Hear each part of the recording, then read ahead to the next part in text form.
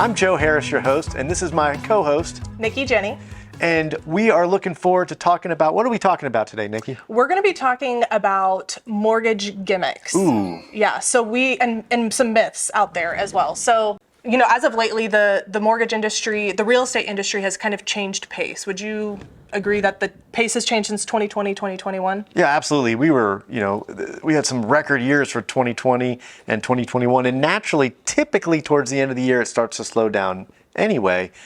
But it's a lot different than it's been in the past couple of years. Right. So some things that we've been noticing, over here, and a lot of questions that we've been receiving is about different programs, different options, different, I would say probably some marketing tactics. So we're going to cover some of those here for you today. So we'll call them mortgage gimmicks. Mortgage gimmicks. Yeah, I mean, there's really good marketing out there, but they're just marketing things that are known to the industry, but a couple of them are kind of gimmicky. So. A little gimmicky. So in your experience, Joe, what type of gimmicks have you seen out there? Well, there's always gimmicks around rates for mortgages. So there's around interest rates. There's always gimmicks about these things. So, you'll see a mortgage rate that's very low, seemingly below market interest rates out there.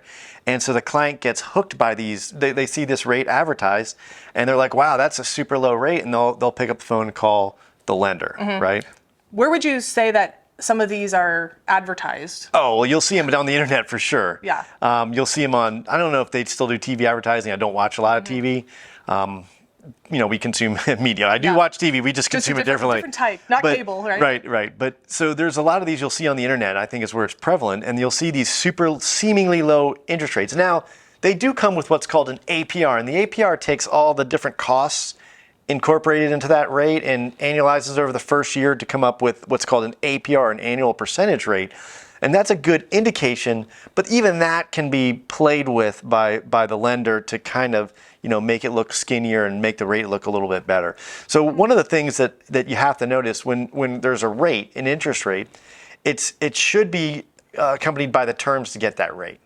And so there's a lot of fine print typically in these advertisements that say, well, yeah, if you have 800 credit, you're putting 35% down on a $400,000 loan and you pay 2 points and all these parameters on there. So the perfect ideal situation, if you're the perfect borrower with that situation, you could get that rate on that day at that moment. Okay. But what people don't realize is a lot of those low rates come with points, and points aren't necessarily a bad thing, Nicki. Okay. Paying a point is 1% of the loan amount, and it's paid up front to reduce your interest rate. It can be. And to me, this is just a function of math. Right. Does the math make sense? It might make sense for you if you're going to be in the home longer to pay these points to get the rate down. But if you know you're not going to be in the home for very long, it might not be a good option for you. Yeah. But long story short, be very weary of seemingly low interest rates. What kind of costs are associated with it? What does it take to get that rate? And if you understand those things and fit in that box, it could make sense. So on these internet lenders, just because I know that we've been seeing this a lot, some of our real estate partners will say, oh, I saw internetlender.com, they're quoting my client X%. Is there ever a time, or have we seen that there's been a time that they kind of bait and switch that later on if that scenario isn't perfect? Or bait and switch that's a naughty word in our industry, and it's because it's well known that in the past people would say we're going to get you this rate, and then we looked at all the information and you're not eligible for that rate. Here's the rate we can offer you. That happens quite a bit because we don't know all the information, but there's a lot of unprofessionals out there that will throw out the lowest rate to entice the borrower, and then they'll collect documents and they'll get down the road and they'll say, I'm sorry, you don't actually qualify for that rate. Now that I've collected your income, assets, and credit documentation, this is what you qualify for. So if someone's throwing out a rate there at the very front without gathering any information, that's a red flag. That's a sign that maybe they're, you can get excited about that, but I'd ask them the qualifying questions.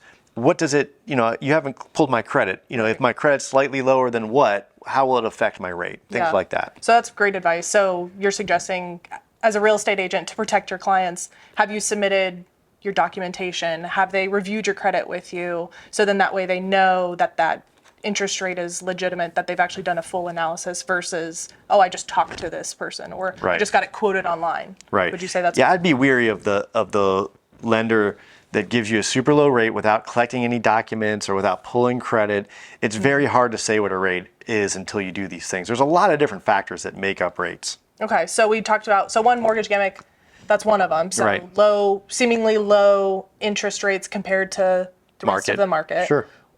Is there any other type of mortgage gimmicks out there? There's a lot of them, but another one that I see a lot is the lenders that advertise will pay all your closing costs. Oh. Yeah.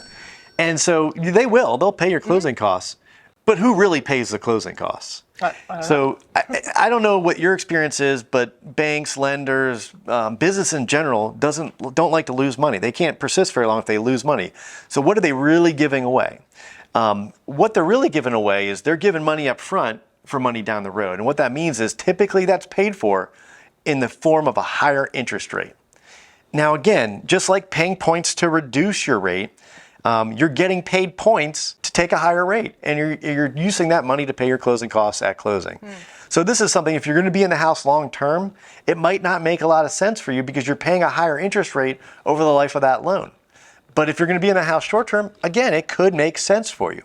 But just make sure you understand what you're doing. So make sure you understand how much more you're paying per month in order to get those closing costs paid for you up front. So there is no free lunch, so to speak. Yeah. People, businesses, lenders, banks especially, don't like to just give money away. There's always another cost. Make sure you know what that cost is before you get into that situation. Okay, awesome. Yep. And then as far as myths go, I know this is a question that we get on the regular, both from clients and real estate professionals as well.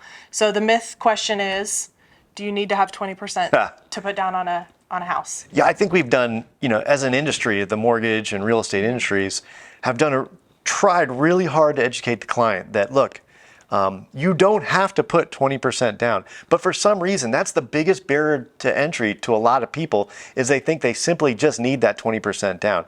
So I know we've done a decent job, but apparently not good enough job in our industries of letting people know, look, there's a lot of other options out there.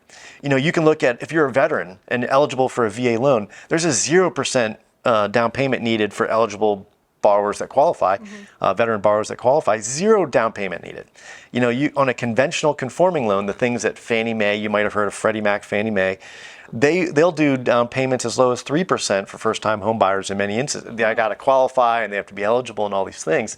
FHA is 3.5% down.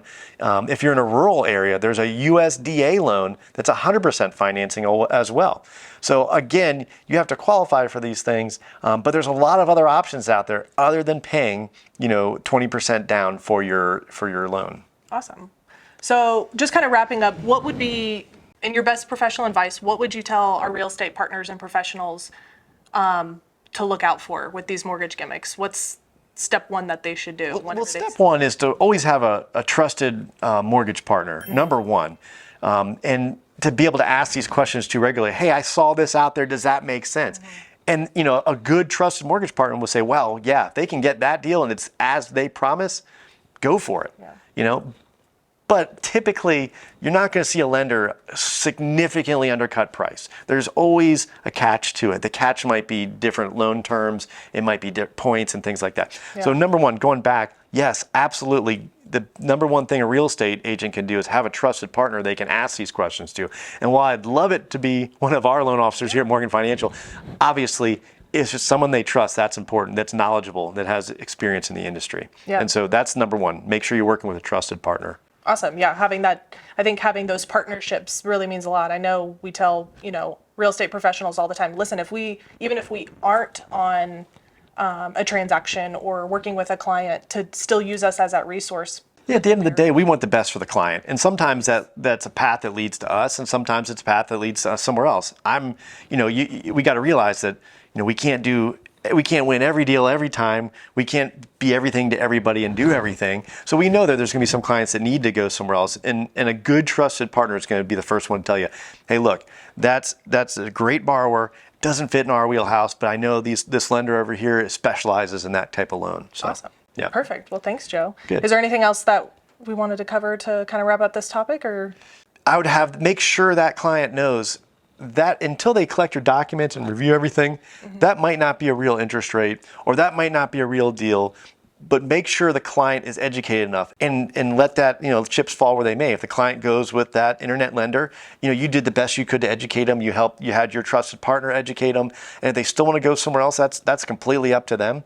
And if they want to stay with the trusted partner, that's another way that they can operate as well. Awesome. Yeah. So talking with the trusted real estate partner and doing their due diligence and making sure that and the mortgage part, yeah.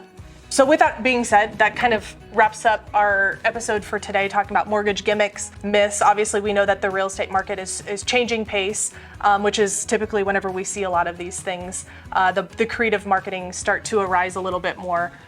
So with that being said, we're going to go ahead and wrap up for today's show, and we'll catch you on the next week's episode of Keeping Your Business on Track. And as always, if you found any value in this information we're giving you, please hit the like button wherever you're looking at this, or share it to someone who you think might find some value in it. Thank you so much for watching. We look forward to seeing you next time.